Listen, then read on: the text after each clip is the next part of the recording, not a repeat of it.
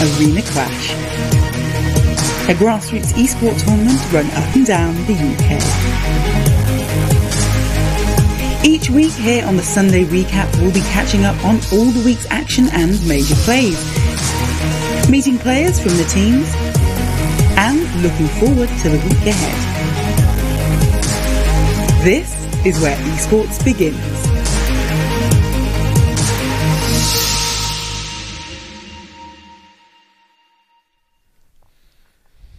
Hello and welcome to the Belong Arena Clash Sunday Recap Show. And guess what? They let me back on. I can't believe it. But they didn't let me come back on my own. They gave me two amazing casters to come and talk about all of the games with me. We've got Chronicler and Big Hungry Phil. How's it going, guys? Pretty good, thanks. Yeah, glad to be back. Definitely. Now, this is the first time you guys have met in person, but I understand you actually have casted together before. Yeah, a couple of times now. Casting nice. Overwatch. He's not just a league caster. He does know his Overwatch stuff as well. I mean, I try to. So that's one thing, maybe the only thing you've got over Greyheart then, Chronicler. But we will go into that later. We will go into that later. I've got a few questions just to get to know you guys a bit better, and hopefully the people at home will as well. So let's just go through them quick fire. The first game you've ever played? Pokemon Blue. I can't remember its name, but it's like a sooty and sweep collectible platform thing on the Amiga 1200. Amiga 1200. That's right. I'm very old. Me too. I'm an Atari ST man, so I do feel it. Favourite game of all time? Legend of Zelda Breath of the Wild. Okay. Gonna have to be a sellout and say probably Overwatch. Right. If it wasn't Overwatch, what would it be? Final Fantasy Tactics Advance. Okay, very good. If you could choose any game to go into the Arena Clash that isn't already in there, what would it be? Smash Ultimate. Smash Ultimate. Farming Sim. Are you having a laugh? No, there's a big tournament coming up. It's huge. It's going to be the next big esports trend. Farming Simulator. Farming Simulator? Yeah. So not European Truck Driver 3.0? Oh, let's not be ridiculous. Oh, I've already been told off and it's only my second show. I can't believe this. It's Big Angry Phil, not Big Hungry Phil. I'll be speaking to your manager. Oh, I can't believe this. And look, just to make it worse, he gets his own little platform to talk now. So let's talk about Overwatch, Big Hungry Phil. Let's. So, of course, we've had some really, really good sniper play recently, and I wanted to talk about how important a good sniper can be on the team. Do you want to talk about that?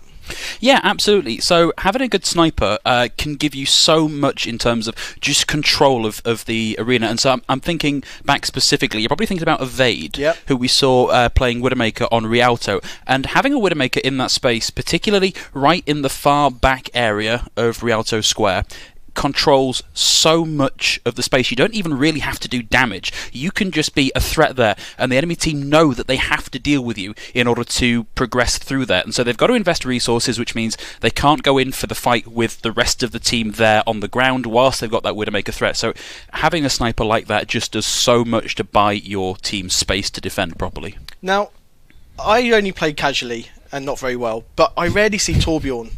And I've seen him being played recently in the most recent highlights package.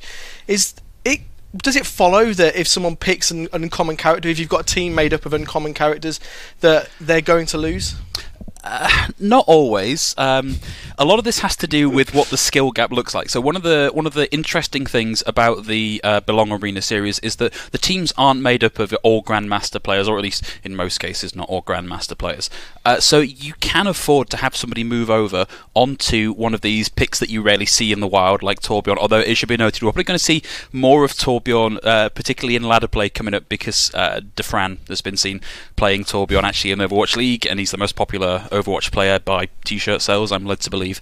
So it's not necessarily that it's down to like having this unusual pick. A lot of it is to do with if you have the mechanical skill to make it work, great, that's fantastic, harder to counter. But what we see because of the big SR gaps between teams is that they don't have the coordination and the target focus quite down there to deal with some of these slightly stranger picks that require you to invest resources into two spaces, like having to deal with Torb and the Torb turret. So it's more down to the attacking team coming into the Torb. I see. Now we are, I understand, going to have some meta changes. Maybe a question to both of you. What do you expect to come out from those changes in terms of gameplay, in terms of what's actually happening on screen? And also, just to add on to that, do you think we might see a Baptiste in the finals? I think it's entirely possible we see a Baptiste in the final. So not all of the teams that have got through to the playoffs are what you would call GOATS teams, so teams that run this triple tank, triple support lineup. Maybe they haven't wanted to give their strategies away prior to the playoffs. We'll wait and see what actually happens there. But one of the things that Baptiste does, at least so far as we can ascertain, having not seen a huge amount of play so far, is he really enables bunker compositions. So you might see Baptiste swapped in to like the Orisa high horse strategy, where you put all of your resources up on the high ground behind an Orisa shield. Baptiste makes that so much stronger, so we may see more of a bunker composition come forward in the meta, because it's going to be that much harder to break with Baptiste's invulnerability field.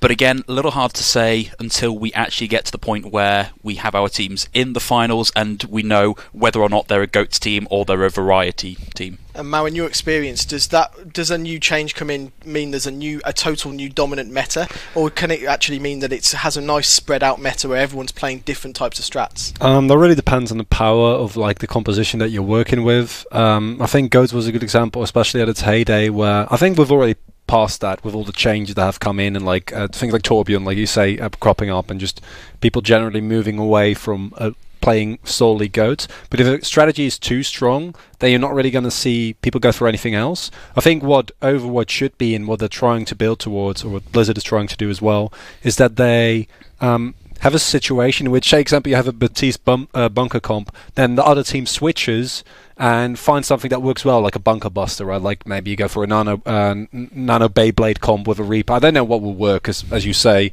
all these strategies would still have to develop, and then that strategy get countered by something else. So if like a evolving meta game where there's not just one composition that fits all. And I think if you look at the first few months of years of Overwatch, you had like dive maps, you had just a lot of diversity.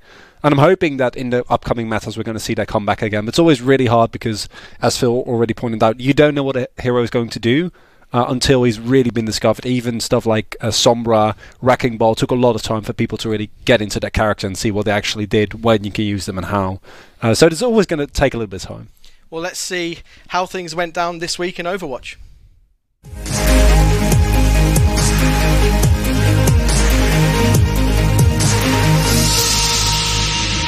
Hello and welcome to another Belong.gg Arena Clash, and no, it's not a confused old man that's wandered into the studio, it's me, Big Hungry Phil, here for tonight's casting. And me, Gio. Well, first off is going to be Hunters versus Invincibles, if I'm not mistaken. Yeah, you're absolutely right, very well done. But here we go, the pedal is hitting the floor, and Hikari with an early kill taking Wicked out. That is Invincibles properly on the front foot, getting everybody down in before the point even unlocks. To hear the team kill bell is crazy. That shatter was pretty big, but not in a position to follow up, especially with the sound barrier coming in over the top.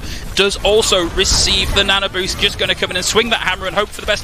Finds Wicked, not able to find a second, generates a shatter, but it comes right down into the face of Bonchef, and Bonchef able to clean up, taking out Hikari, taking out Aethon.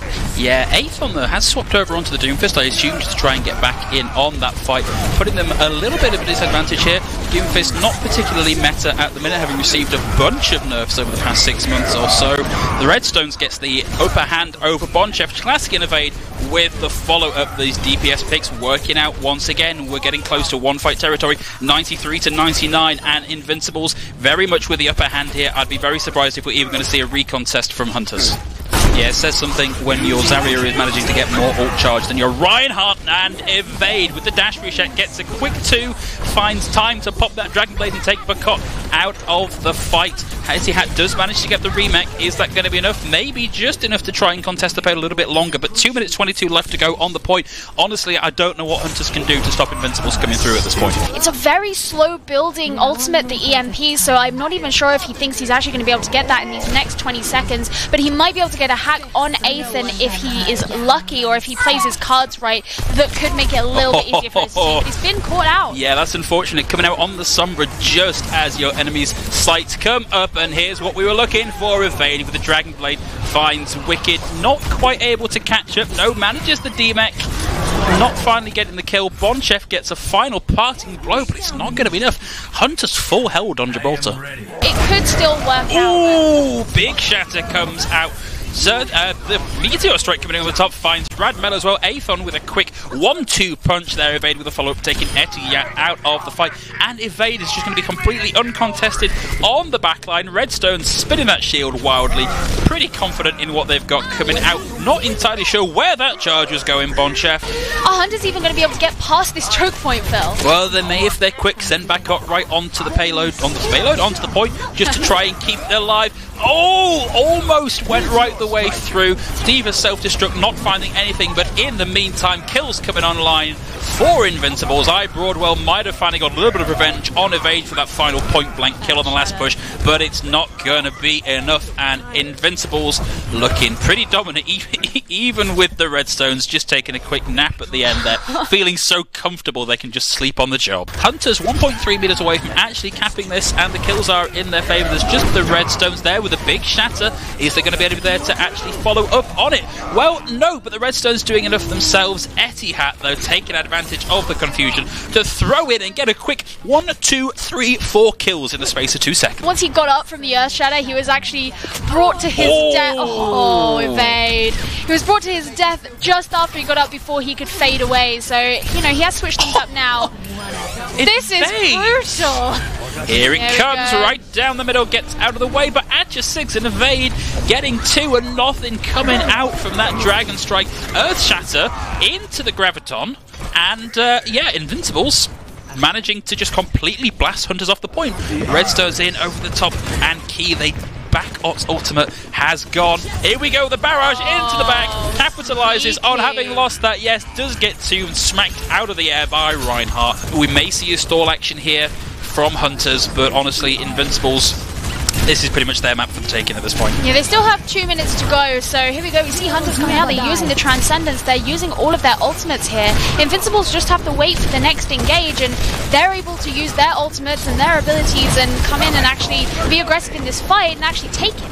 Evade with a last-minute swap over onto the Torbjorn, manages to get a little bit of damage done with the turret. Yeah, Clutch Torb. Welcome back. Here we go, getting ready for match number 2. It's going to be Vikings versus Leviathan. Yeah, but I think this is potentially. I was going to talk about how impactful this dragon could be, because Vikings want to play together in this big clump, but sadly came out too early. Nothing from it. Graviton Surge and the Snow Globe in over the top. What a charge! Everybody for Vikings in that kill feed. Here come the minefields, going to get in and make that even harder for Leviathans to get anything done. Over the top, 95%, 96% of the point captured. They're going to have to get somebody in to recontest that, so we have got the overtime wing, and I like that Jimbo right in the back line onto the head of the Swiss medic. Nearly gets the CC kill, sending BCJ down. BCJ doing their best, just hold up that shield and hope for the best. It's not going to be enough because you are Graviton to the point. Turn around to fight that damage from all angles, and overtime is done, and Vikings taking Li Jiang. Yeah, and I like this. Fives on the lower ground in the backline. Everybody always underestimates the top, but he's there piloting that consistent damage, and that damage that does not fall off with distance. Molten Core comes out, and the sleep was big coming into Mr. Adrenaline. Jimbo with the follow-up. It's the minefield coming in as well from Steak Boy Jeff. Here comes Greaves in the top just to find those 2 pesky healers. They're able to keep each other alive. Greaves has to back out, falling very, very low there. Yeah, once you've had to relinquish your position on those bunker compositions, it's very easy to sort of roll over you. And of course, having Greaves there going for the Mercy means that she's not even able to resurrect any of her teammates. And now we've got a hammer kill, hammer kill in the kill feed. Steak Boy Jeff manages to take out Fives, but it's not enough, and Vikings just run right over Leviathans. Thanks. They're going to be coming out with the Bastion, which isn't so common on an attack, but you know, if they can just kind of set up and he can sit behind Greaves' shield for a little. Oh, actually, they're going to use the teleporter. Yeah, they're going to use the teleporter. Ooh, let's go. It's going to be a classic. Here we go. TP is up. Reinhardt's through. Everybody's in. In comes the Bastion, setting up Maywall in position just to try and buy a bit of time and space. Fives does get frozen, but of course we've got Greaves there with the shield to help keep them alive, and we're already at 2 points captured. Fives just racking up that ultimate. Mr. Adrenaline does secure the kill onto Jimbo, but it just ain't enough. 7 minutes 20 seconds to get point B. Fives going all in on this configuration. Tank form does find BCJ. Managed to set up on the point. Yes, the Wrecking Ball's coming in, but hammered down right away. There's the D-Mech. And we've just got the Pilot Diva form who goes down as well. And we're going to see 2.5 ticks before a recontest can come in. BCJ, they're not actually able to get a foot on the point. There we go. It is big time differential. Overtime Wick has started, and we've got the Molten Core in. We've seen the Pulse Bomb come alive, but Leviathan starting to get the kills they need. Viola gets the second kill of this fight. Jimbo finally getting some value out of that Molten Core. We have seen Vikings move out on some quicker heroes to get onto point to keep this contest alive. Viola gets the res off. Here comes the initiation with a pile driver coming in from Wallaby, and that is going to send everybody from the Leviathans right the way out. And you did just see, yes, I'm sorry to report it, we did see that gorilla bullying a poor old lady in the corner. Leviathans, on the mean hand, do just about have that. Dragons, in fact, there we go, it's just ticked over now, but it's quite a mobile composition. There's a lot. Oh, that shatter! Sadly getting slept on the back of it. Fives, though, taking BCJ out of the fight, and there we see the follow-up. Yes, we lose Wallaby in that team fight, but honestly, so many people left alive for Vikings that Leviathans aren't really going to get a look in there. If you can stay in that position and just keep Mr. Adrenaline out of the fight, you know, 5v5 in the main fight, you can keep that soldier tied up for quite a long time. Good attempt at disrupting the Mercy there. Sadly, not enough damage coming out. Does bring Monster Chafe back into the fight. And here we go. Kills for Vikings. Banter and Wallaby. That Dragon already online, but State Boy Jeff getting the D-Mech and the kill onto Fives. Wallaby with a constant DPS in the backline. I don't think I've seen Wallaby commit any healing to this fight yet. It's just been DPS more over the whole time. BCJ just staying alive at the... Nope. Do you know what? I cast a cursed him. Sorry. Jimbo, Wallaby managing to come out at the end there. Anyway, that is unfortunately all we've got time for tonight. Hopefully, we will see you all. I think we're going through into the playoffs brackets next. We've got our quarterfinals, semi-finals, finals eventually coming up in the next few weeks. Yeah. So things are only going to get more and more intense from here. Hopefully, you'll join us for the next one. Take care and good night, everybody.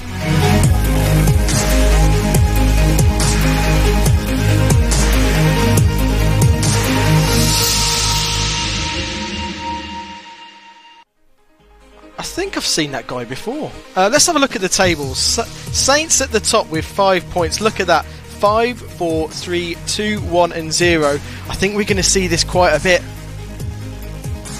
Moving into Group 2. And Spartans there with 5.0 losses, looking very, very strong. Vikings there with 4 points. And then it's much of a muchness down below. Harriers, Leviathan, Centurions. Brawlers didn't manage to get a win.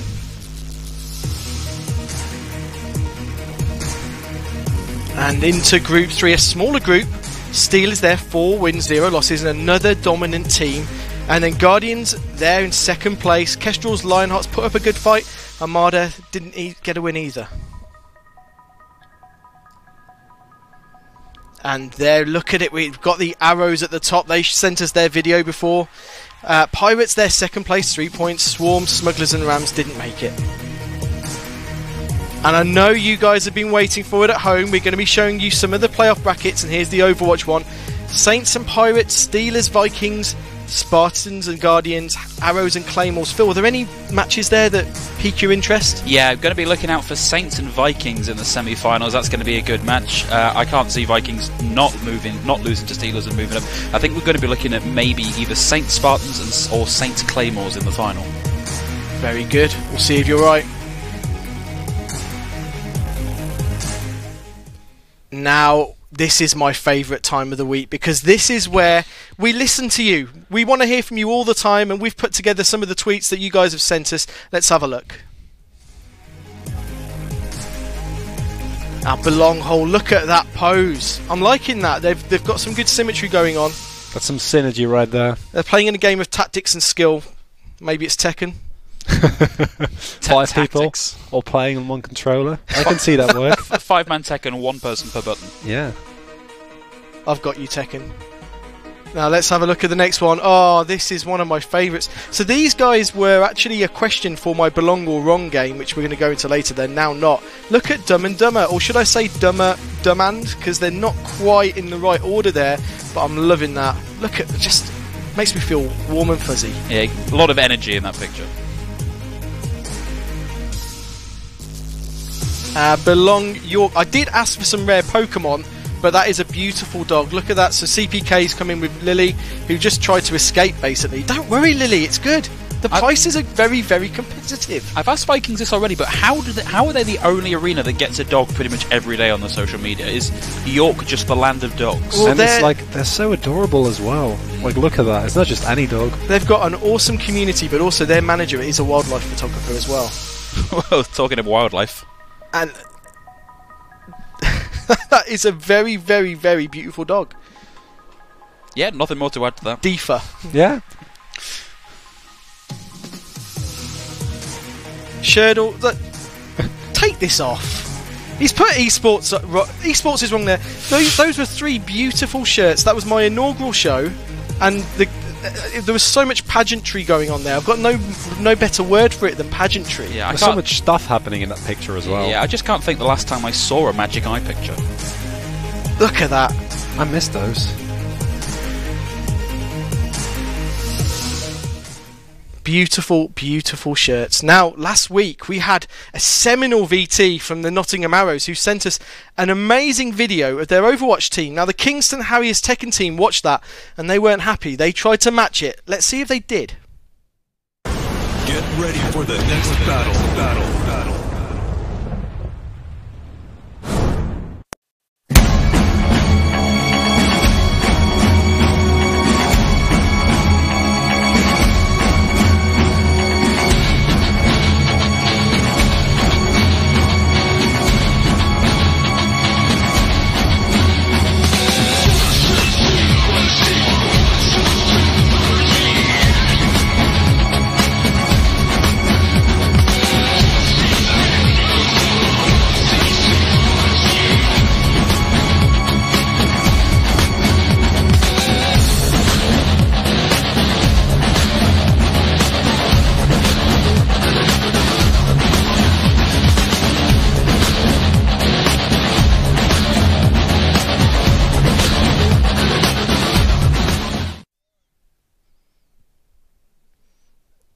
Guys, you are absolutely amazing. Take to the skies indeed. Now, I want to see another team do this video. I want this to keep going. I want this to be its own segment. Mate, basically they can fire me and we'll just play all your videos. This is what we're aiming for in this show. Mass redundancies via player videos. Please do keep sending them in. I am so inspired. And that's actually made me want to watch some Tekken. Can we watch some Tekken?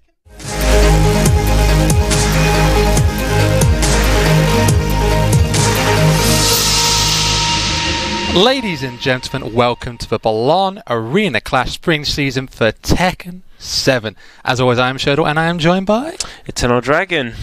Today is going to be the London Lionhearts versus the Bristol Smugglers.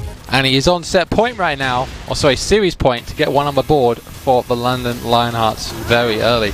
Oh, the tracking move. Beat out the evasive move there from Oracle. Oh, wow. He was sidestepping and just sweeped out his legs. That. Big damage. Oh, the spring kick. Very nice. This could be the start of something. Reverse DDT. Amber stomps. That move just looks... But no, you can't carry those on. You can't. And that would do it. Ghost Saint takes it 2-0. I think this series, London Lionhearts are pretty comfortable. Okay, final round, game 2. Is Rukan going to take another series for London? And he's definitely having fun, that's for sure. Rengo Mix taking this very seriously. He needs to be careful with the lows. Oh my god. Rukang is doing hotkeys because he's expecting the low, expecting anything to interrupt. Giant swing. No tech. Doesn't tech that. Oh, that's from too far away. Okay, Rukang probably looking for a stylish ender, but he gets caught. Goes to the mid this time. Oh no. Back against the wall now. Oh, the power crush to finish it. Yes. Now, usually Haroon is the one member of the Lionhearts who likes to stick with his main. Doesn't often swap to secondaries or joke characters, I guess you could say. So we'll see if he picks Horion up against May, the third member of Bristol Smugglers. Ooh. Just fishing with a bow and arrow attempt. To the wall. Ah, I didn't quite get the right juggle. And there's the twos again. Well, you can get a bit more from that. That damage just seems really low for a low. Yeah, he was just pressing 2 constantly. It's those key moments of getting all the damage you need. Oh, that's going to get punished. Yeah, May still trying those things and just shouldn't. Oh, almost got him off a wall, but not quite. Second hit, no, did not get. Oh, straight in a rage art, not bad. That's going to do a grip of damage.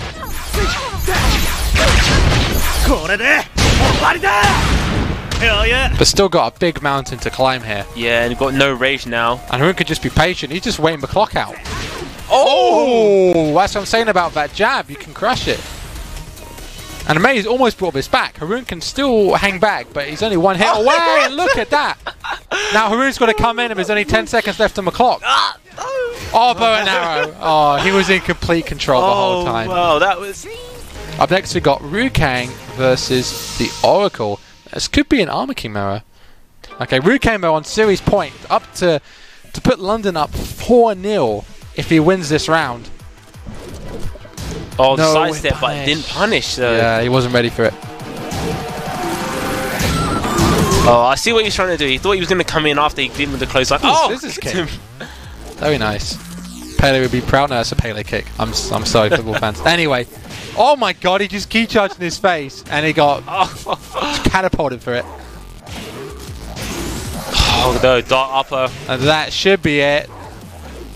Chucks him down. There it is. And the question is, will Haroon be the one to do it against Drango Mix? And now Haroon is on set point for the London Lionhearts. Looking to take it 5-0 for his team. G-Club Cannon does not bite. Oh, it goes at time. Rodeo. Wow, that always does so much damage, man. Oh yeah, bow and arrow. You don't see a good parry. No. Oh, he flipped that a bit. Messed that up completely. No parry, he just rolled back. And that could cost Drango Mix right here. Oh, look at that. That's a pickup. That is a very good move against Eddie. But down forward 3. Does it again. Look at that. Yeah. Haroon obviously knows that. Maybe Spag told him about that. Potentially. Who knows? Or he just knows it himself. Oh, boot. This is Drango Mix's last chance.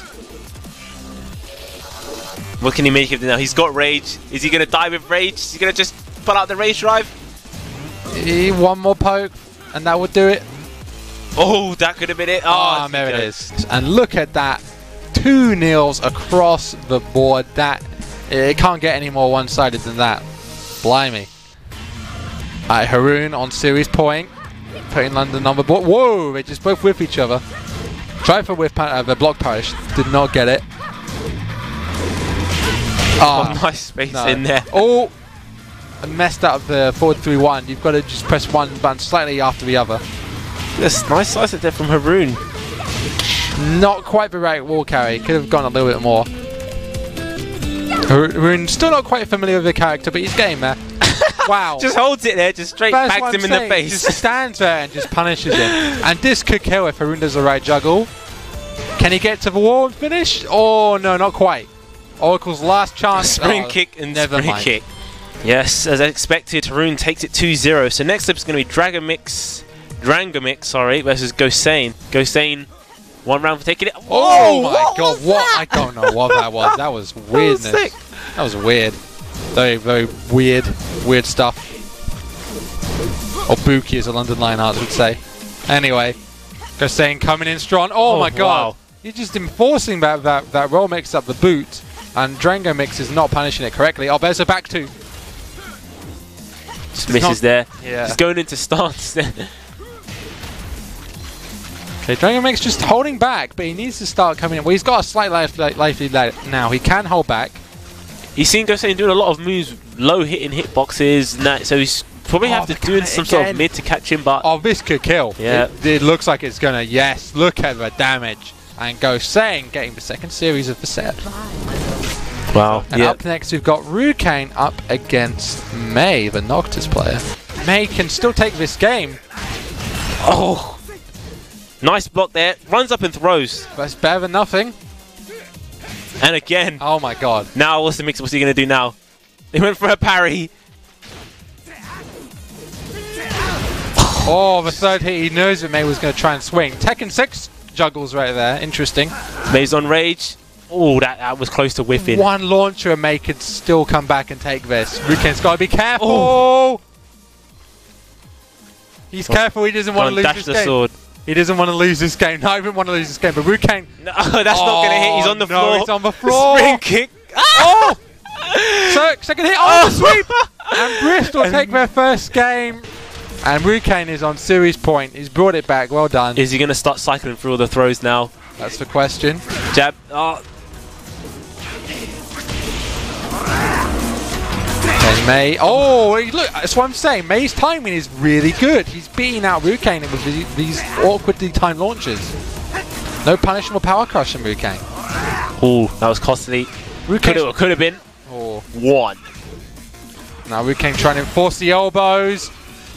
This is May's last chance. He's got. This time was off. The spacing was off. Sorry. And up next, we're going to be having the Oracle with his Armor King up against Gosane. Most likely sticking with Anna. That's what he's been using so far today. Gosane looking to take this series again right now. Oh my god! He ducked it and then jumped and kicked her in the head with the heels. Oh my god! Gosane is just showing off now. Look at this. He's just using the same moves over and over again. Oh, there we go. Forward two. The Demon Slayer. Good juggle. He knows that juggle. Oh, what the clash! The cartwheel with the backflip. That was crazy. Oh, knees. Oh, what's going to happen? Rage drive. This could potentially be the last game of the stream today.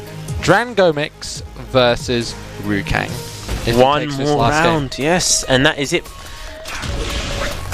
Oh, the low. Oh, these mix-ups. Oh, Rukane messing up a bit, but... This is crouch mix-up now. All right, there you go. Stops him. Yeah, he dropped one too many juggles right there. Drangomix coming back. Oh, but the whiff on his own part, but gets the mid follow-up. Okay, that's a punish. Oh, Rukane's really enforcing his 50-50. One more exchange. Oh my god! Gets him with the tackle. All right.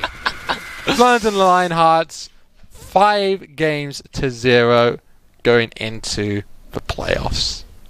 Woo! Top seed for a reason right there. 3 expert players using their secondaries, getting 10-0 in series against the Bristol Smugglers. Thank you very much for watching. I have been Sherdle. Been Eternal Dragon. And we will see you in 2 weeks for some more Tekken 7 action.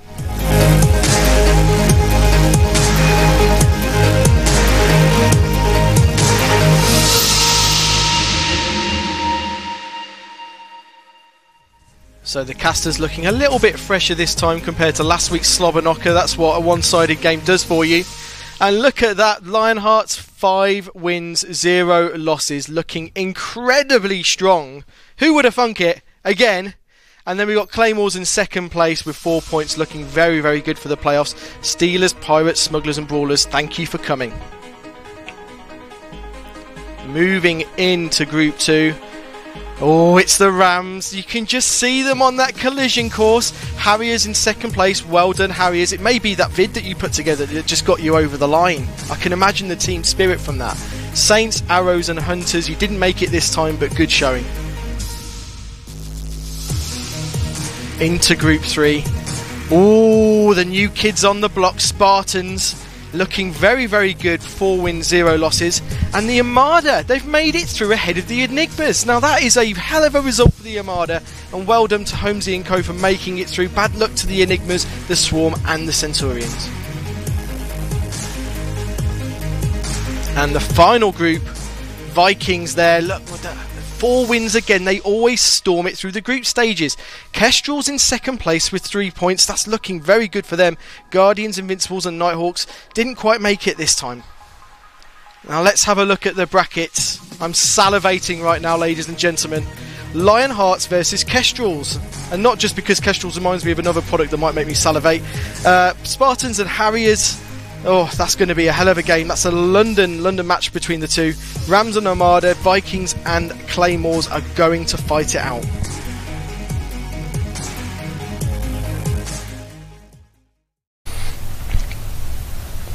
Now, each week we love to go and visit a different arena and have a chat to some of the players there, and this is no exception. We are going to go straight to the York Arena where we have Josh, Dan and Kieran from the League of Legends and Tekken team. How's it going, guys?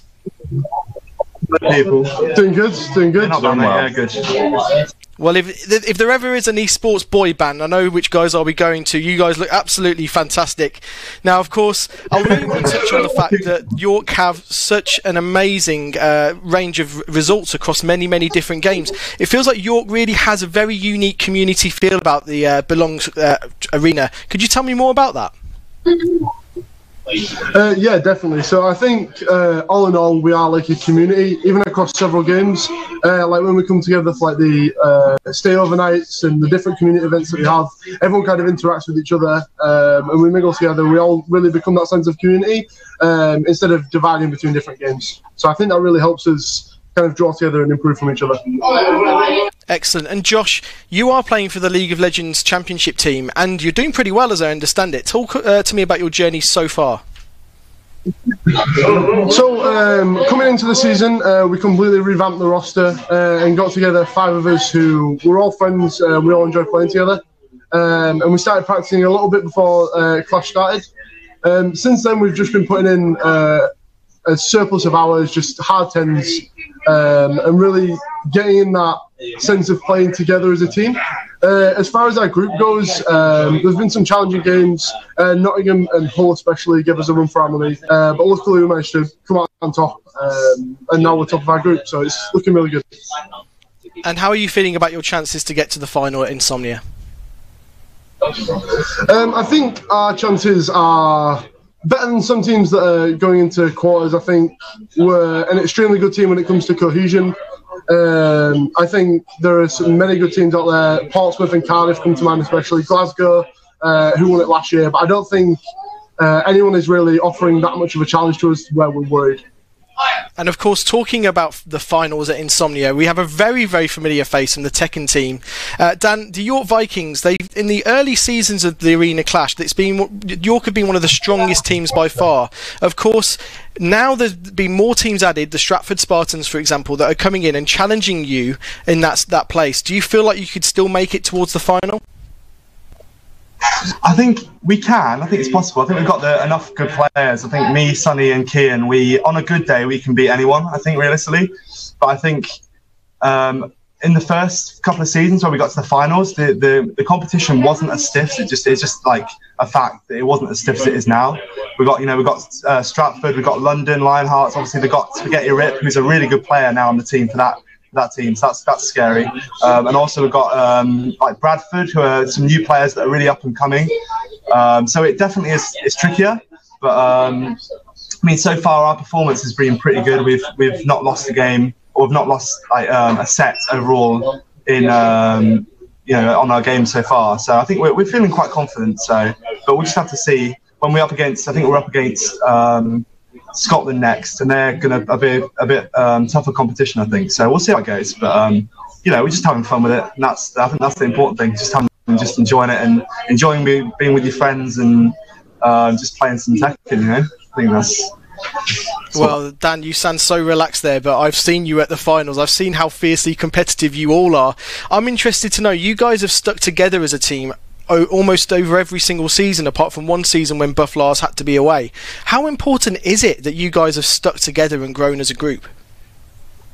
I think it's important. Like we each have like a little facet about our play style that's different. Like I'd say I'm quite a fundamental player, and I'm quite a solid player. But then Buff Lars, he knows a lot about the game. He's got a lot of knowledge, but under pressure, sometimes he falters slightly. And then Sonny is just kind of crazy in the way he plays. But how it actually works, but it does work out. So I think that's good. It means it balances. We're not three. We've each got our little tricks that we can use to like surprise the people we're fighting. So I think that's important. And obviously as a team, because we've been together the whole time, it's like we can learn from each other, and we've bonded in that way. And I think that's a good thing. So it's nice to be at the team again, and that will help us going forward. So yeah. That's interesting. I wonder if it's any different for the Challengers team where Kieran you play. Do you guys have you played together much, or are you learning mostly from the Championship team and sharing strats in that manner? I've learned a lot from Dan. Dan's kind of taken a bit of time out to try and help me get better and kind of push to try and beat the other teams. And in my spare time when we have been training together, because we have such a wide variety on the challengers team of character usage as well, and a great character pool between us all. We've all been trying to help with each other's matchups, and we have Josh, or Tarot, as his shirt says.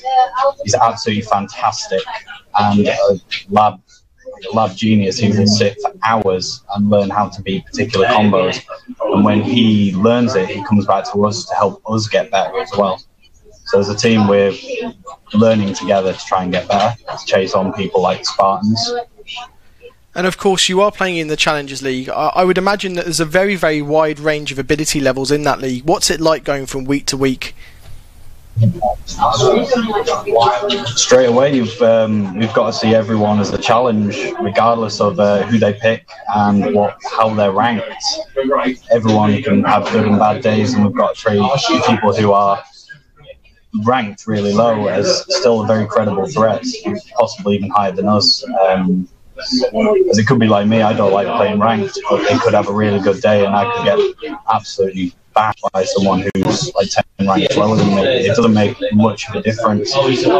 We just need to be prepared with the skill levels. There's a lot higher and a lot lower, but at the end of the day, it doesn't really matter for us. Well, that's 3 great attitudes and 1 great community. Thank you so much, guys, for your time, and it's been great talking to you. Thank you, Steve. Thank you very much. Stu, I kind of feel you seemed a lot more engaged in the Tekken section. Why was that? Well, just, I've got to say, I have come from Tekken. Big up Eternal Dragon, Dante and Sherdle. Big up the Milton Keynes Enigmas Tekken team. But actually, talking about that, and talking about accusations of being unfairly, leaning towards one team, you are from York, or the York area, you're not Big Hungry Phil.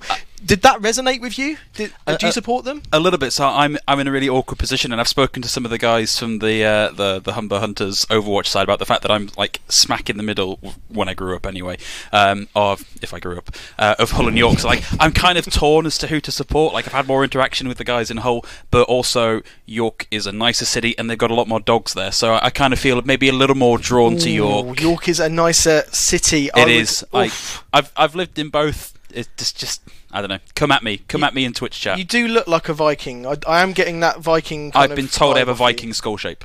Yeah, I'm definitely by anthropologists. I'm told I have a Viking skull shape.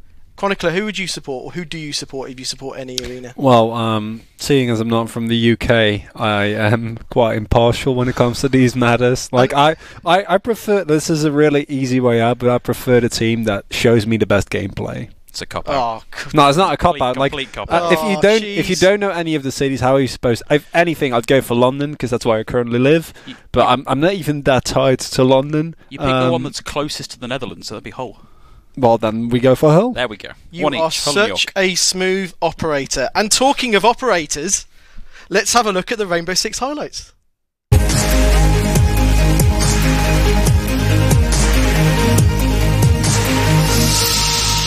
This evening, however, we are going to be looking at the Nottingham Arrows versus the Humber Hunters. We're going to see an opening kill there, and it will be Mirror that does fall. So Zafir grabbing that kill there with the LMG. I think it's the LMG. As Smoke now getting pressured inside. Monty's going to pull in and get the kill. 5-3 now, all going in the Hunters' favour at this moment in time. But one is going to be dragged back from the Maestro. We are going to be able to take out the Thermite. Finker following it up, however, with another kill over onto the Ella. Perfectly timed stim there is going to revive one of her teammates, and another kill for Monty. Monty's made very good ground. No barbed wire on the stairs is a bit of an oversight. He can just shoot that jammer now. No one's stopping him. And now he's easily in a position to be able to take this jammer out. If not, I mean, I don't know if is he trying to look to go for a plant here. We can see the smoke canisters coming through. We've already baited out one of the Ella mines. There's going to be no smoke canisters, but there is some C4. There's a C4 on the floor. Monty's able to eat that with the shield. He's just going to go for a plant right in the middle of the floor. Is he going to get away with this one? Mirror's going to peek out. She doesn't manage to land the shots. The plant's almost certainly going to go down, and it does. Now we are in a post-plant situation, and the Hunters have just got to try and hold this. The hatch isn't open, so it is going to make the job a little bit more difficult. Hello's Kills are going to come through now as well. Maestro's going to grab 1, 2 versus 5. Monty drops the shield. Can he grab the kill? He does! 2 versus 4. Can he get the second? The defenders, in and amongst the chaos, decided to stick the defuse, which was probably the right thing to do in that circumstance. I don't think the split push is going to be the way to go. Jackal is going to vault in. Surely there's going to be a goo mine there. Under the cover of smoke, he is going to look to get the plant down, but I'm not sure if someone's there ready to deny. Mute, shoot, I don't please! think he heard the plant I'm go not sure down. if he knows he's there. Mute's surely going to get the kill. No, Jackal manages to get outside. He grabs the headshot. C4 from below. 1 versus 4 now, all down to the Thermite. Mute in a great position now to just stick the defuse. Thermite's left with no option but to jump in. Pulse is going to find that final kill, and that's going to be the defuse going through from the Mute. Great round from the Arrows. Monty now getting a little bit braver, as is the Glaz, but Bandit still doing a great job at just keeping both these players at bay. There's going to be an engagement almost momentarily. Who is going to come out on top? It is going to be the Glaz, and we do see a kill as well come through from Jackal. So that will be Jaeger. Oh, how is that not a headshot? That must have been so close. Fired, actually. Ooh, that's going to be a good one. Just as the smoke gets thrown, Mute is going to find the head of the Glass. Now Monty's looking very, very vulnerable indeed. He needs one of his teammates to come and try and back him up a little bit. The damage does come through from a distance, though, onto Castle as he tries to rotate. Hibana's come all the way down and around the back. They do have control of the B site here, so they don't have to be too aggressive. They can just get Hibana in a plant. Jackal does see a man through the wall. He's lucky to not go down, as there's another to his left that he wasn't aware of. There it is. He sees the push forward aggressively. The plant's going down. Jackal's trying to spray it down, and he will get the Mute out on his LMG. He's got enough rounds to switch it up and keep an eye on the Castle, who was tracked. Finishes him off as well, and now Valkyrie's alone against 3, one of which is the Montaigne, who I believe had her pinned at the very front. Yes, it is, and he's now pushing aggressively onto her. Behind the Monty comes the Jackal, thirsty for the blood. And they will be able to walk on in there and plant. What is Twitch doing? Twitch is the man with the diffuser. Twitch has the diffuser, and you don't want to blow that open. Oh, that actually helps the defense out, especially if you die here and drop the diffuser. You don't want to be doing that right now. Monty is leading the way in.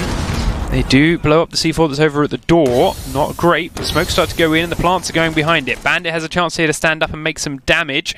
He does sprint forward, but the tags onto Jaeger pushing back. The plant will succeed. Bandit pushes along the corridor and is cut to pieces. There's also a Claymore in the doorway, stopping him from going any further, even if he had made it. The defenders now have to go on the aggressive. They've got to kill 5 attackers. There are a couple of them on low health, but that might not be a saving grace. Mute runs straight forward, does down 1. There's a man behind the table. He's not aware. He sees him now, but he's reloading. He manages to get the reload and the kill. There's still one outside the window. Just shoot the Claymore out. He does get the Claymore, but Twitch outside the window has taken down one of his other teammates. Now he's cut to pieces by the Hibana flanking on through. Actually, there's a Hibana at the window. Don't know what Twitch was, but she's getting a kill all the same. Jaeger aggressively in front of the Montaigne, trying to do what he can. There's a defuse coming in from Castle. If Jaeger can just block this, he's doing his best, but it won't be enough. The Monty gets the knife in at the last second after Hibana here at the back manages to help him out with a little bit of shots onto that Jaeger. There we go, and a donk to finish it. Arrows do get the win. They do secure 7-2 victory. It's not the prettiest, but it's a win. Welcome back, ladies and gentlemen. It's time for game number 2, our second of the evening. The first one was over surprisingly quickly, to be fair, but we saw some impressive play from the Nottingham squad, which arguably deserved that win to be as fast as it was. So, this second game is between the Cardiff Saints and the Tyneside Guardians. They're not getting in there unless one of the defenders makes a big mistake, to be honest. So, yeah, I don't think they really mind so much about giving up the rest of the map, as they are all in on defending down here. Maestro now should not reveal or open up that camera anymore. It's far stronger in its position as it is. The information gathering is too strong. Calling the Monty's now. It's like, oh, 2C4, that's a big mistake. One of them, however, does get a kill onto the Thermite, which is actually very, very good. So, it could have been a slight mistake, but ultimately comes out in favour of the defending team. Monty is down to half health because of it as well. Smoke goes down, and the plant will go down within it, but the Glaz is inside the smoke trying to put some cover down. Monty is incredibly low. The plant will not complete, as Mira managed to get out right on the edge of the timer to finish him off, and the smoke grenade is enough to finish off and down the Monty. Quickly sprinted in behind goes the Finker to try and support his down shield player, but with only Glaz now left alive on a smither of health, there he is, as we said it. A very defensive-sided defense on bank. Thermite took a little bit of damage, but it was, yes, from that Maestro camera. I don't think it's got eyes on the Thermite charge itself, It did. It destroyed it. It destroyed it, yeah. Oh, very nicely done then. And they're trying to free fire through this wall here too. First fuse charge goes off though and does get 1 kill. Buck gets a second kill from the floor above as well. Thermite should plant another charge. Here we go. There we go. Plant another charge while Maestro watches it for you. Oh! Off goes the head of smoke. Very nice reactions from Metro 10 there. More fuse charges going in sight, and oh, they're not aware, but there is a downed Maestro inside, leaving just a very unhealthy looking Jaeger trying to make it all work. Thermite sprints in, starts to plant. Oh, and the Claymore is all it took. Jaeger steps straight into it. As Thermite, you want to be going and opening the other side as well. It isn't going to matter. Glaz is going to find that as well. Metro 10 is on an absolute tear. The smoke grenades are going to come through. Thermite's going to get the plant down. Glaz will be overwatching through the smoke. Jaeger rushing up the corridor just outside of Janitors right now. 2 quick kills traded back and forth. Jaeger, he wasn't in a great position there to really make something happen. No, he did. He stopped the diffuser. He's got the plant down. Sorry, he's got the diffuser down. But there's 12 seconds on the clock. He's rushing around for this kill. Just watch the diffuser. You're not going to lose the round if you just watch the diffuser. But he's trying to find the kill. The plant will start to go down now, and Glaz will actually find the kill onto him. Inside the site, though, there is a man prone behind the desk. Buck is yet to see him yet, but it is not a very safe position. If Buck peeks this properly, Jaeger is now open and exposed, and he had to run because of the Monty pushing in. He gets cut to pieces.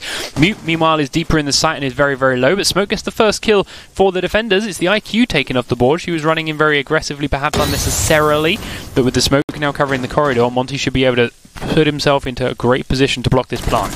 No, don't drop. Buck looks away at the wrong second. That's actually given Smoke a chance to push aggressively in, but Smoke didn't do it. Mute backs away and gets picked off. Now Smoke's at the door and is cut down. 4 kills already now here for the Buck. He's looking for his ace. He sees a teammate and looks away from the man he needs. He will fall and pay the price for it. It does get a second one for the Doc. Actually, it's a down but not a kill. But it doesn't matter because Thermite, after planting, was there to trade it out. There's the Pulse thinking about coming behind. We heard some shots go off for distraction. We didn't get any kills, but it has now focused their attention. There's the Thermite charge that opens the wall up. Monty nearly exposes his head a little bit prematurely as he comes through the gap, but he now seals it off. Maverick does get the kill onto Pulse as he tries to flank up behind. The plant is going down inside the smoke. C4 has already been used, but they do stop the Maestro. Sorry, it wasn't Maverick. The Maestro stops the Maverick. And as they aggressively push forward and sandwich in the Montaigne, is a clean-up for the Guardians. And they do manage to get themselves their first defense round on the board. Maverick on the wall does get a sight lane into Rook and gets the kill through his holes. He's got a couple more now and he's looking for extra opportunities, looking for more people through them, but the majority of them are actually on the front side. Buck's got a great angle here on the door rotate. Monty now pushing in aggressively, gives Maverick more info, but the plant starts to go down as Metro 12 grabs a kill on Doc. Jackal's been picked off while he was trying to plant because Monty didn't cover him well enough, and now Buck has dropped over from above to come down below.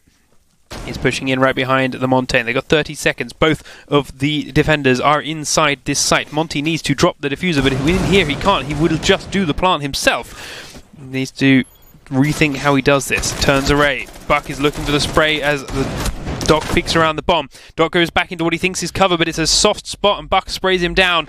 Now in that same spot is the spray from the next man, but it doesn't matter as he tries to stop the plant. Buck is in that corner, unloading a wall of death as the head steps straight into it and seals the round for the Cardiff Saints 7-4. Ultimately, though, with our both games done, that is it from us here this evening. Ollie, thank you once again for joining me. I have been Hanky, he has been XR Troika. You have been watching the Belong Arena Clash for Rainbow Six Siege on Xbox, and we'll be back same time next Friday at 6:30 PM with more games and the final games from our group stage.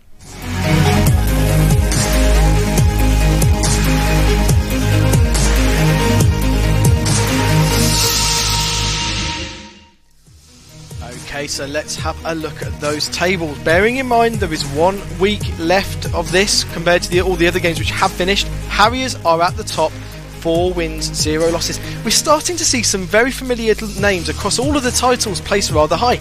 Pirates and Invincibles there in second place. One of those teams will go through. Moving on into Group 2.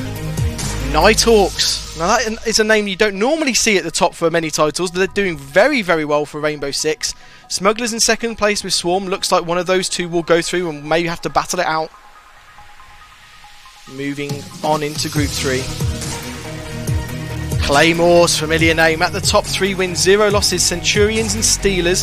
They've got the same points, but look at that. Centurions do have 1 game in hand to try and do something about it.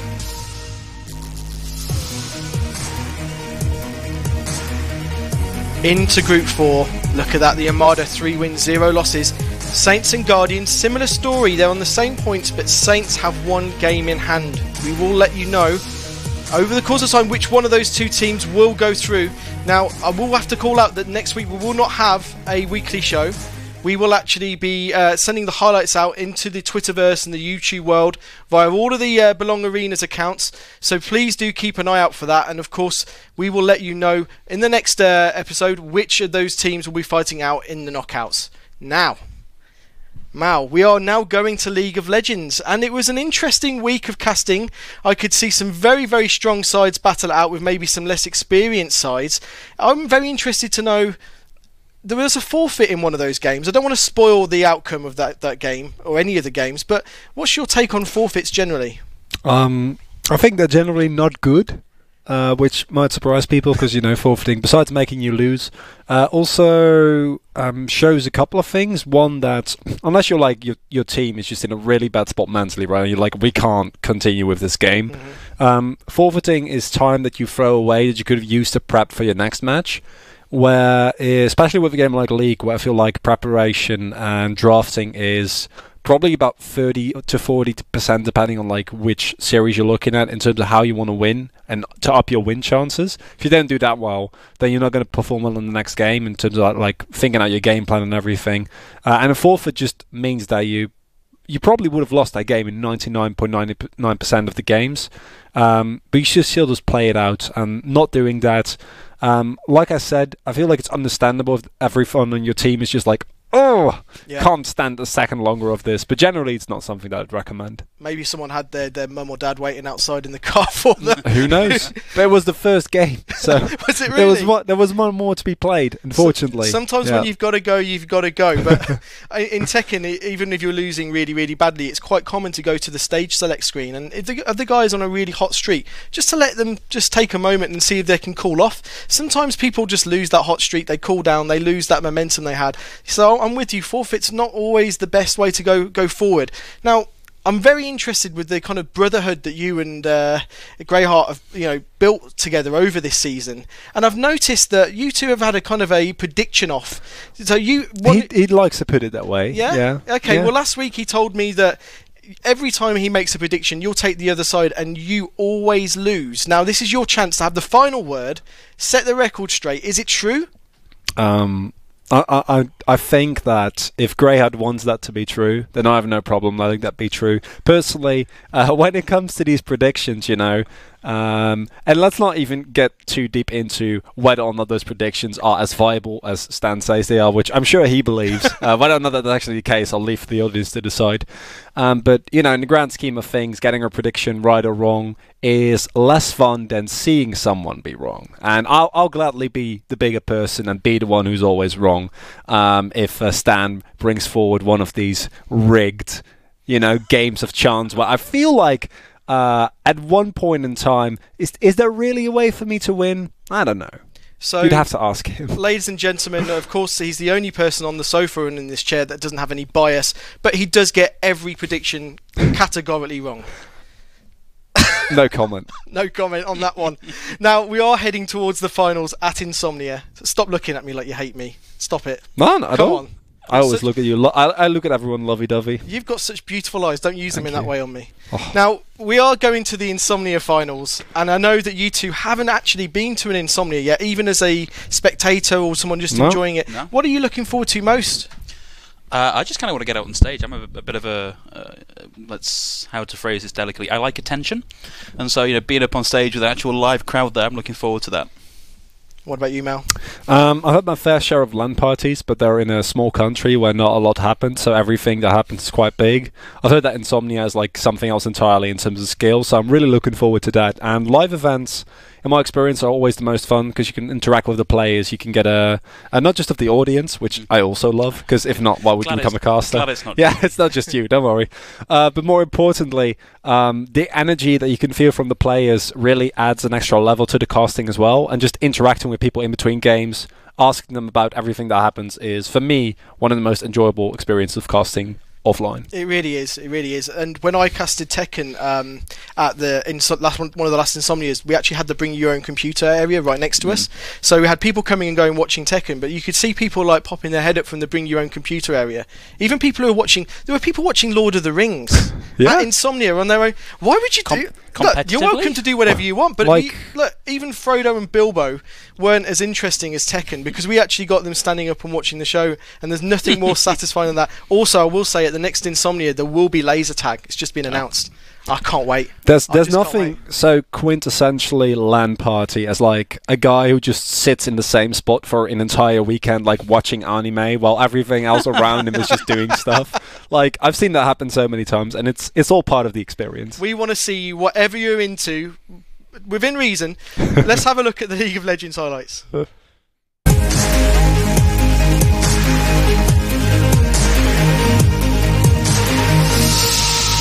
Welcome to week 5 of the Belong Arena Clash. It is our last opportunity to see the group stages to find out just who is going to be making it through to the knockouts. And we are going to see the Bradford Rams taking on the Norfolk Nighthawks, and after that, the Bristol Brawlers against the Humber Hunters. My name is Stanley Greyhart-Barker, and I am joined by the best thing to happen to Dutch-British relationships since Dennis Bergkamp joined Arsenal. It's Maritz Chronicle-Musen. So here in the bot lane, we can see the small CS advantage is being picked up for Ezreal, but he is about to get himself ganked. He is going to be the Jin Zhao dashing in, forcing the Arcane Shift, but the stun is going to be there on the Braum. Does have the flash available, but it's not enough to get him away from the Vayne. That's going to be Daz picking up a first blood on the Vayne. The scaling carry gets first blood, gets going, and that's the play we wanted to see from Drandlefoot. But look at the jungle here. We see the question marks coming down here from Reknap. He needs some help.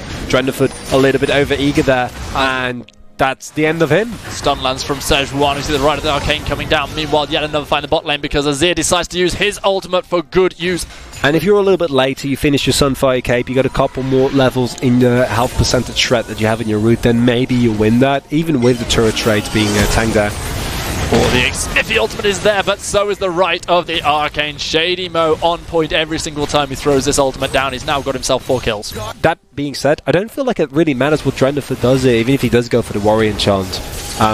It's not up to him here to make something work. And 7kilo having to flash out of trouble. Maximus already managed to pick up the kill on the Vayne, but courtesy of that flash, Azir is able to take down the Braum. Now we're going to see the 4-on-4 versus 4 duel, and it is going to be Sejuani shut down. Maokai taking out a tanky member, but the support Morgana dropping down to Jace with accelerated shock blast, who gets a double kill because Maokai has dropped for the 6th time this game. Make it a triple shock blast for days. No quadra though, because the Ezreal is there. Throws down the Blitzcrank emote. It's going to be the ace coming through for the Nighthawks straight away. The Baron started up, and with one member already down on the side of the Rams, I'm not entirely sure if they can contest this. 2 recalls are going to come through. Drandlefoot even has his cancelled with a massive blast coming through from the Zeref. This Baron, we can't quite see his health, but it must be pretty damn low, just like the Rams are right now. They are having a really, really rough time. If this Baron gets secured, as we are sure it will do, then this could be the end of the game.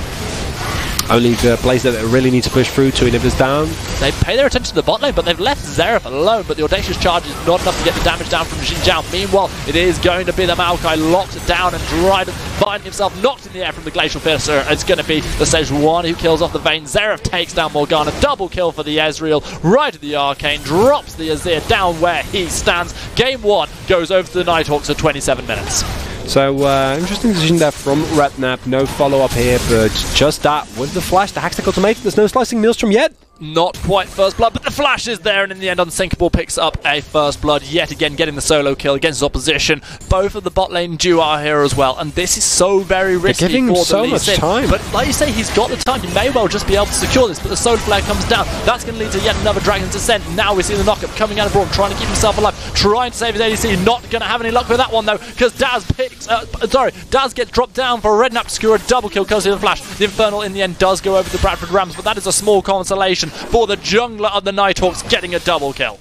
But he's still 25, or it was 25 CS up, and I don't think he can take the fight here. Well, as Zenith Blade says otherwise, Solar Flare already been used. Lucian is looking to put the damage down. It's going to be a lot of damage, and Maximus cashes in. He might drop down as a result, but no, in the end it's a double kill. They're facing down a team that picks up 2 Infernal Drakes, and that's not great. That's not what you want to have happen against a team that Might not necessarily have the late game scaling that you do with the Azir and the Shyvana, but it's still quite scary. But look at that Shimuruma shuffle. Shyvana looking to get into the pit, but not going to be able to take the dragon away. But Lissandra is dead. Camille picking up 1 kill. Lucian turning it around onto the mid lane. Azir drops down. Shady Mo not going to be able to help in this fight, but Redknapp is doing some bits, taking down Blorky. But look at the damage coming out of Camille, dashing forward, taking down Lucian. Braum is running for the hills. Double kill coming through Shyvana. She does get shut down in the process, but Braum's not going to live either. It's going to be the ace. 2 members die for the Nighthawks, but they take down 5. They immediately can turn to the Baron if they want to.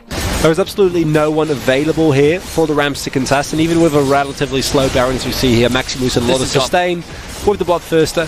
Goes for Cleanse and Mercurial Scimitar. He does not want any shenanigans coming out from N7 Kiddo, as if the Cleanse was enough to deter, because there's still so much damage available. Maybe we're going to see again, as the Nighthawks leading game number 1, go for a little bit more of a conservative policy, but a second hit has to fall, but there's the re-engagement. Really nice ultimate coming through from Lissandra. Lucian able to pick up the kill onto Draven, getting the double, finishing off the bottom lane. Now it's Unsinkable who's going to go down. No triple kill, sadly. It's going to be Lee Sin taking that one away, dropping the Camille down. Azir and Shyvana are forced to run away. 1 inhibitor drop, the second did not. All because of N7 Kiddo. Credit to the Rams, with the exception of Braum, who's been something of a sacrificial lamb. This team has got a KDA, which if you were to show these scores, you know, to someone and say, oh, you know, how do you think this team is doing? They probably wouldn't necessarily think they were losing. Certainly not by 10,000 gold and about to lose a second Baron. They've gone out, they've performed really, really solidly. And if this is to be their last game in Arena Clash this season, ooh, which the culling almost prevented. That was nice place coming through. Redknapp's dashed forward. He's found himself in trouble. Double taps from Lucian not to get that kill. Blorky's managed to get 1. It's going to be oh, Shady Mo with a triple kill. And you know what? I was feeling the Bradford Rams pain there, and that led me to not be able to, you know, remember keywords.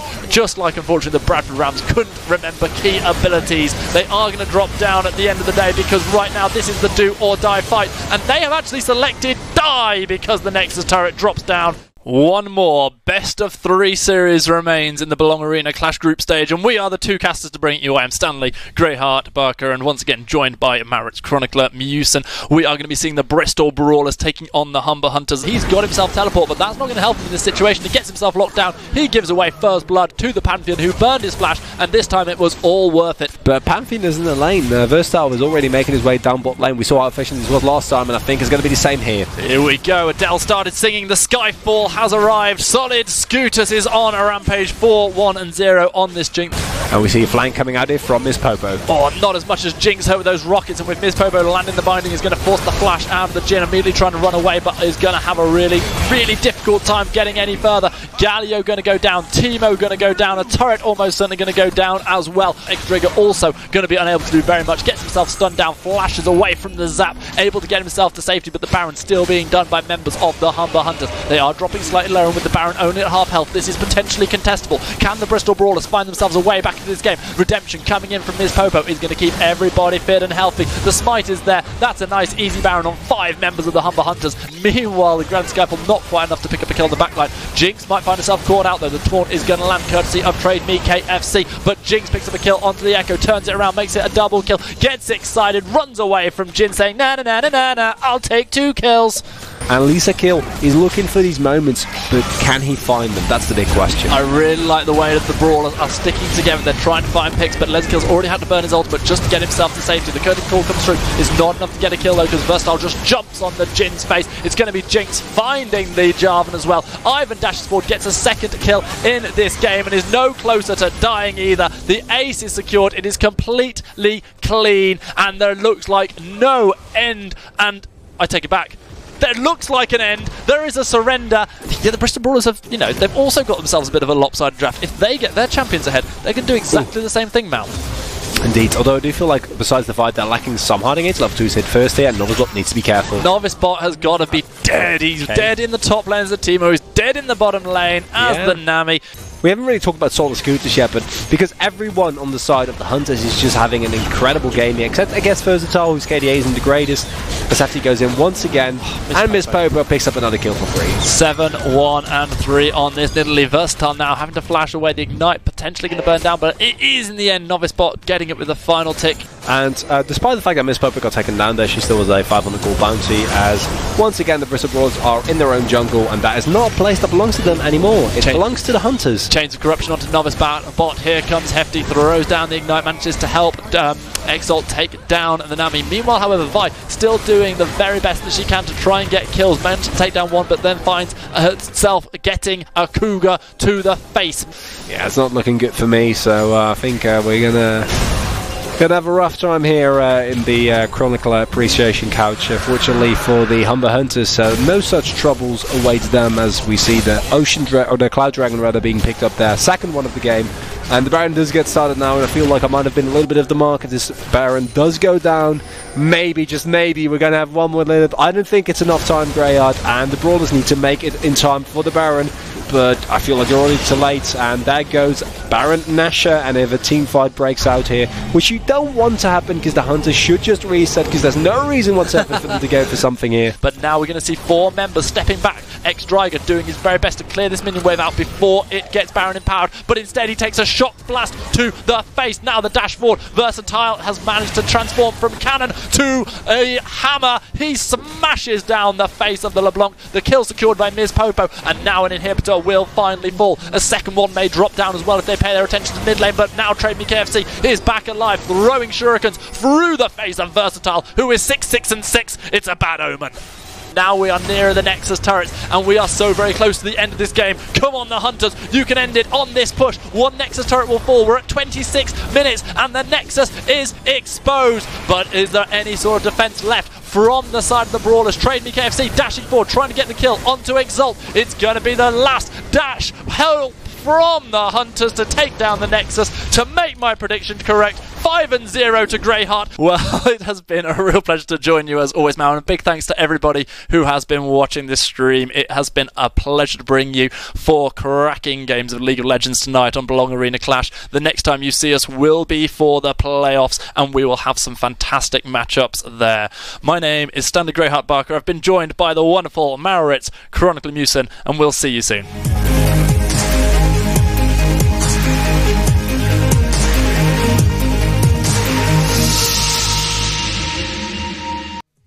Let's have a look at those tables.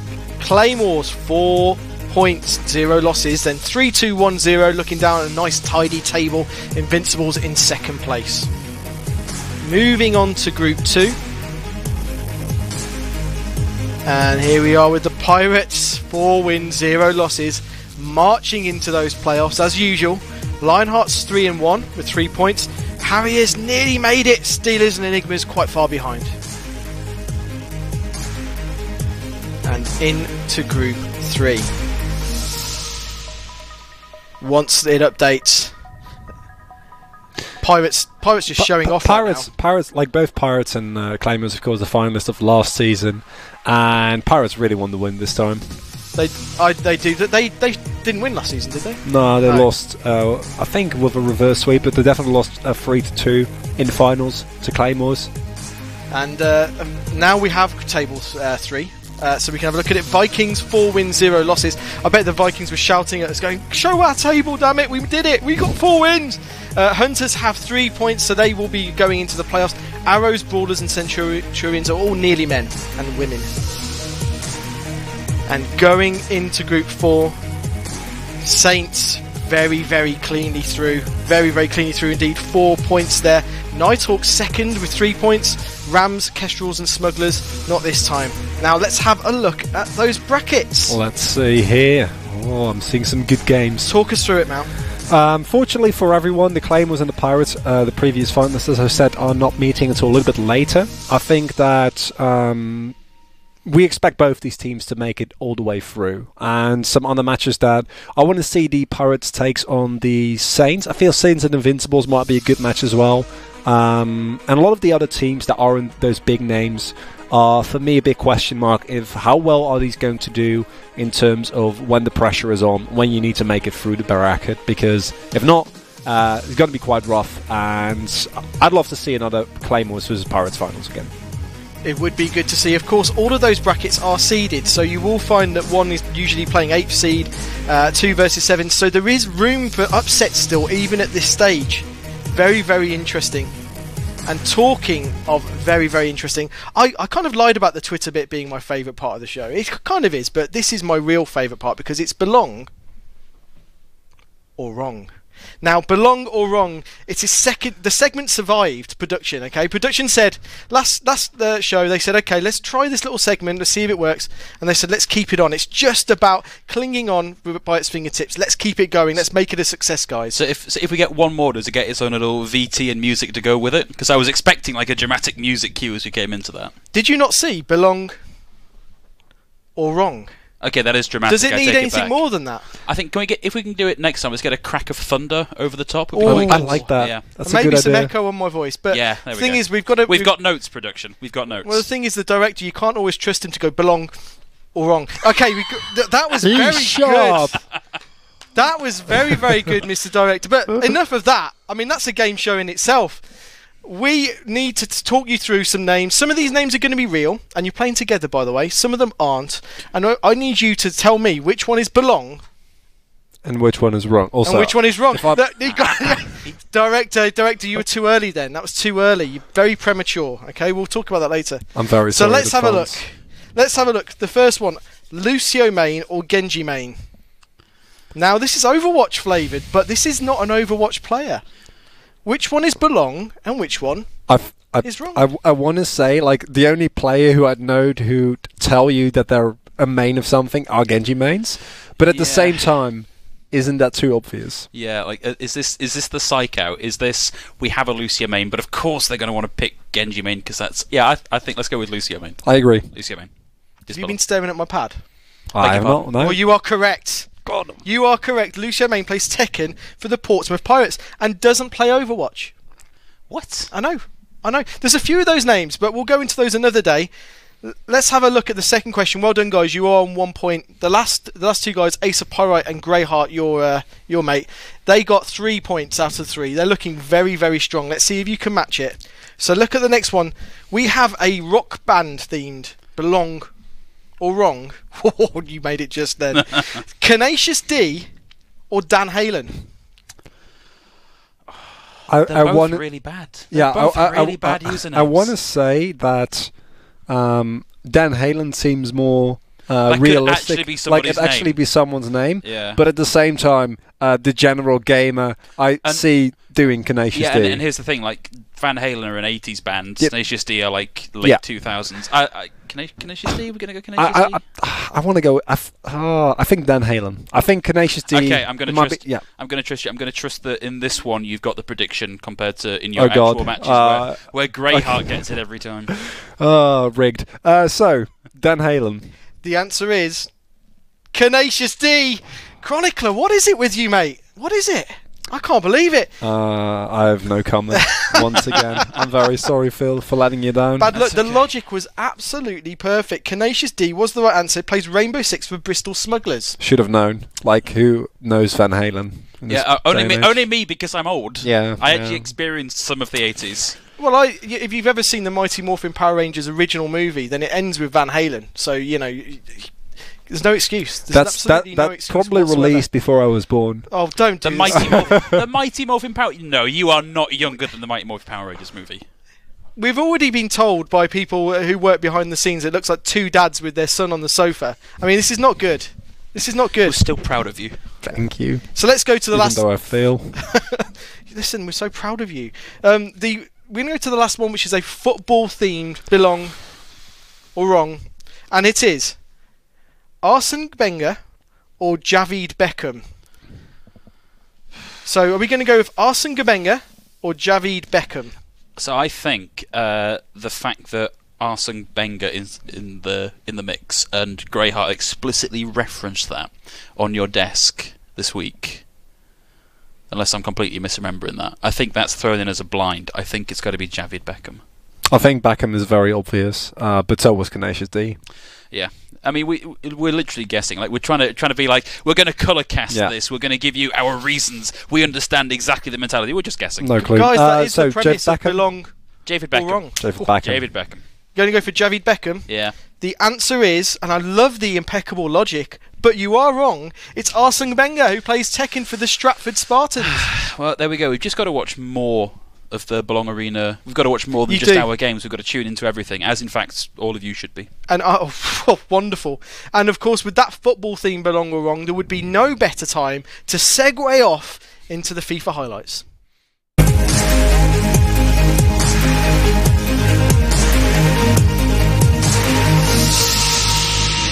Good evening, ladies and gentlemen. We are here, week 5, the final week of the group stages. I know, insane. It's gone so fast. It's mad. I think you've said that for the last 3 weeks now. So, like you can see, there's some good matchups coming along right here. And like we said, the first one we're going to see the Invincibles versus the Brawlers. I will go through T-Pom's team in a second, if something happens or doesn't happen from this free kick, I suppose.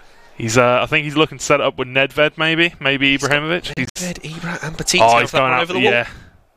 Oh, he's gone for the fake. Laid it off. Green time finish. There's What a goal! Set piece on the training ground right there. Nice. And I think D Taylor may be unbalanced. He's got quite a few players still up the pitch. Both strikers up there. I think maybe one of the problems for D Taylor, maybe this might not be 100%. Icardi. Here we go.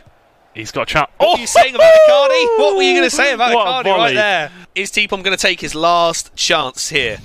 He may as well shoot. Time is up. Time is up. Is he going to go for it? Outside of the boot special with Ibra. Go on. Are we going to see it? Do it. Are we? I think he might do. Oh, he should have gone for it. Short pass. Green time finish. Again. Bullet. Hats off to T-Pom. He's got those free kicks nailed down quite well, I think, to be fair. It's going to be close, either way. It's going to be tight. The next game we've got coming up is Shane Fat Kid. We'll get into that one. But yeah, I'm sure the bar is a talking point that we're going to have for hopefully if we get another season of FIFA 19. So for those of you that here we go, Luis Suarez. Green time finish. Green times. Great goal. There you go. Great finish. Like a 7-chem Torres, a 7-chem Neymar, 7-chem De Bruyne. Very strange, but difficult to link them all in, I suppose. Yeah. Oh, we've got to see a break here. It's weird. It's Neymar. Oh, and he's finished well it. Composed there. One already. Composed. I'm pretty sure T-Pom told me he was like elite. It's a great something ball. like that. Oh! He's turned it around. Shane has turned it around. I'm being asked if Reading are going to win tonight. I have absolutely no idea. I think we're at home to Leeds, so unlikely. Leeds are flying at the moment. Are they? I think Top Leeds of the are doing league? very well. Here we go. Woo! There's that green timed finish. 2-2. And it's 2-2. In off the post. The PSN is living up to expectation, is it? That would have been, I think that would have been Shane, actually. No, I'm not sure who it was, to be fair. Chance for Shane here. Good save. The rebound. Shane 4-2 up on aggregate. So here we go, Gattuso just running out of stamina. I think that was Gattuso. Either that, no, it was Aguero, wasn't it? Someone in chat just said, "Can we please pause the game? I'd really like to see the casters' ultimate teams." Oh yeah. Oh yeah, you want to see our teams, do you? My team would put a lot of these to shame, I'm afraid. And Shane comes through and he has the last minute closed it out. Let's see the score. Scores on the door. Oh, it's 3-3. 3 in total. We have got. Should we go with an overlap for Bubbles? Pogba. Cut inside. That's an easy chance. Oh, it's a goal. And Bubbles takes a goal. It's 1-0. Oh, and Pogba. Leave it out. One of his celebrations, I suppose, isn't it? I'll just shoot if I'm from that angle. If I don't see anything on, I'm just popping for it. See if I can get a rebound. Buy a ticket, you cannot win the raffle. Oh. One thing I've noticed so far, though, from Bubbles is he's cutting back quite a lot. And there's a strike from Pogba. Right, coming into half-time. Bubbles taking a 2-0 lead going into half-time. Ooh. Do you know what? I think Liam deserves a goal in this game. 100%. Yeah, definitely. In my opinion, he would deserve to be. That's lovely. That's beautiful. That is a great goal. Come on. That is a great goal. Come on, let's see it. Golden goal. I will applaud that. Very excited. No scores from around the ground? We've had one score. We've had scores from around the ground. Come on, we must have them. We must have the first leg scores. Okay. So and it's an early goal, which we've pretty much just missed there by trying to get the other goals. And it's Liam 1-3. Liam? It's going to be interesting to see. Obviously, as they're going through. Here we go, Nedved. Green time. Oh! What a goal! I mean, it is very tight here. It is very tight. If Bubbles gets a final goal back here, I'll tell you what. It's a great ball. Liam, can he seal the deal? Oh, he's done it. Yes, he can. Surely. Is that all over? You guys thought it was all over. It's not over. It's going to golden goal. It's going to golden goal, baby. It's going to golden goal. It's the decider. Let's go. So, the pressure's on. It's D. Taylor versus Fat Kid. He's gone the wrong way. Has he crossed Insigne? it? He has gone for a save. Oh, he's pushed it wide enough as well. He's pushed it wide enough. But he's got another chance. He's winning it. Let's go! D-Taylor! He's taking it for the Invincibles. What a goal. So, just to clarify, that means the Invincibles are taking the point. Yeah, those guys are through. So, we got the Enigmas versus the Spartans. Very, very exciting. MK Enigmas have an absolute superstar-studded lineup. They do. So, yeah, here we go. The first game. I'm pretty sure it's Pee-wee versus Totino, otherwise known as Made in England. So chance now. That's goalkeeper movement there. I'm very surprised Pee-wee did not early. read that, because he did that very early, like crazily early, to be honest. And there's a goal. There you go. There you have it, Pee-wee. Pee-wee taking the lead with Antoine Greasy Griezmann. Baby Shark do. That's not a Baby Shark celebration. Yes, it is. It's not. It's a crocodile celebration. Yeah, Baby Shark. It's got a beautiful free kick on him. Difficult one. Just over the wall, up and over the wall.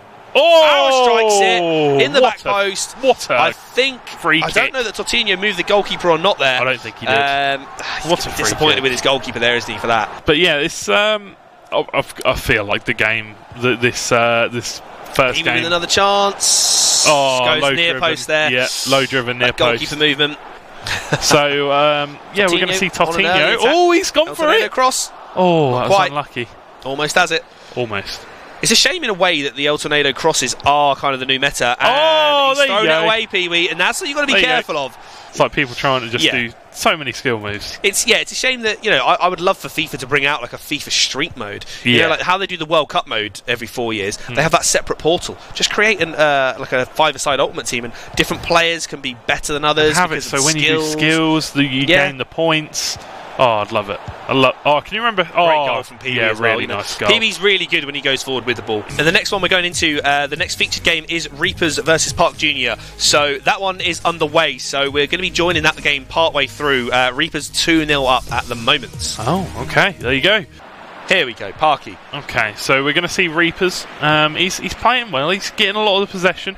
So quickly run over to Parky's team. He's got Neuer in goal, linking to Boateng and Alaba down the left side. Is that Bonucci? He's got the Bonucci Carnival card already, which is good. And Reapers in the green side finish, slamming that one in low. I think that was a low driven there with Cristiano Ronaldo. Is that what you're saying when people follow Welcome to the Arena? That's what we're going to do now. Welcome to the Arena. Going to take that home with me and use it on my one. Please don't. Great challenge in the box there. I want it. Great challenge in the box there. No, you just use what I use. You just say welcome to the club, don't you? I did, but I'm going to change it. I'm going to have an arena. I'm going to have my own arena. You're going to have your own arena? Good chance again, and Reaper's showing in front of goal. He's very composed. He's taking his chances. There you go, 89 Res Mbappe. Hunter.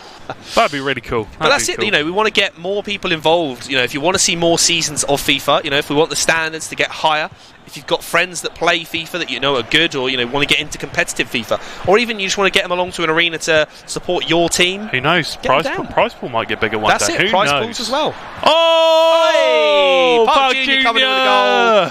What a lad!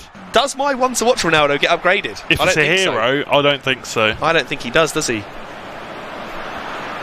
Not 100% right. Not sure. Not 100%. But there you go. But there you go. Park Junior scoring a goal. Ronaldo scoring another goal. The Lord and Saviours. But are we going to see? What a ball there from Reapers and great. I was about to say we're going to see Reapers score another. What a goal! So MK Enigmas will be taking the point for this game, and they'll be going through to the knockout stages. So we will not be showing the final game against Jambu and Sky's the Limit.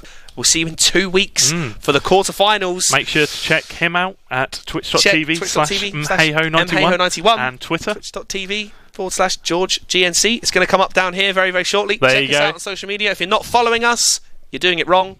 Exactly. And we'll see you in 2 weeks' time. Thank you for watching. George is going to hit us out with a dab. See you later, boys. See you soon.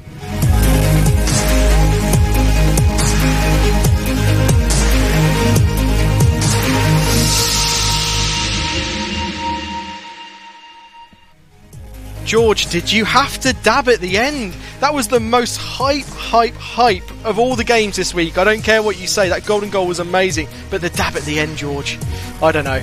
Let's have a look at the tables. Enigmas, top of Group 1, doing very, very well. Spartans tying in second place. That's interesting. I think that's the first table where two teams have tied for top of any of the tables of any of the games. Moving on to Group 2. Claymores at the top there. Haven't played all their games, but I think they've done it. 3 wins, 0 losses. Invincibles, very, very strong with only 1 loss. The rest of them just didn't quite make it through. And there are 3 groups for FIFA rather than 4. So let's have a look at that third group. Harriers topping it out, 4 wins, 0 losses. Harriers, again, I'll say it again, doing well across a number of games. Steelers there with 3 points. Lionheart, Swarm, Pirates just slightly behind. And let's have a look at how that plays out into the playoffs. Enigmas play Brawlers. Steelers, T-side play Invincibles. Claymores and Saints battle it out, and then at the bottom it's another London battle. So that is another game where the Harriers and the Spartans will be playing it out. Good luck to both of you.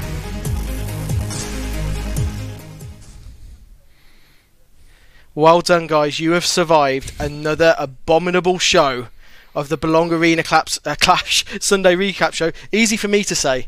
I just want to call out, if anyone at home sees what they like and want to get involved, go to your local arena. Please do get down to belong.gg and also check out Belong Arenas on all of the socials. Twitter, Instagram and Facebook. Holla, look at that. No dabbing here. Just some weird kind of pushing up imaginary walls. Thank you so much, guys, for being on the show. I've had so much fun with you both, and I look forward to seeing you both at your first Insomnia. Yeah, looking forward to it. Yeah, it's going to be good. And I look forward to seeing you again in 2 weeks' time. We won't be on next week, but we will be catching up with you in 2 weeks' time for more playoff action. Take care. Arena Clash, a grassroots esports tournament run up and down the UK. Each week here on the Sunday Recap, we'll be catching up on all the week's action and major plays, meeting players from the teams, and looking forward to the week ahead.